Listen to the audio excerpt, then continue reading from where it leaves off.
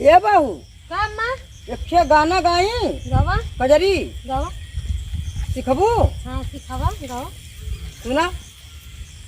रहली माता पिता की दुलारी निद उठी कैली रोज सोहारी निद उठी कैली रोज सोहारी कबहू न गईली चूल्ही दुआरी एक दिन सासुर पर विपतिया फूल भूलैल हो नाना दी।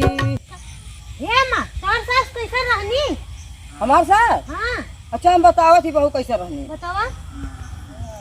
सासू कहालिनी हमार आज तउआ माजा तू आज तउआ माजा तू। हे माँ तब तो हुआ तू मजा लू। हाँ सुना था। सुनावा। सासू कहालिनी हमार आज तउआ माजा तू तउआ बही गे मांझे धारा हम धन रोई जुलुमी उधारा टपर टपर चुअनैनो से हसिया फूल भूलैल नाना दी।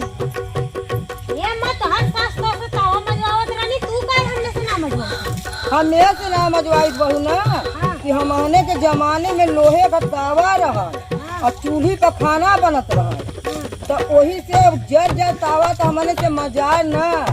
अब बड़ा तेज बाढ़ आवा बरसात हो माजा गली तावा बह गया तो वही से हम रोवा लगली तो हम वही से ना तो लोग से मजवाए कि जहाजी का तावा है और गैस पर खाना बनत है तो हम ही माज दे का पता उनके कष्ट उठावे देंगे।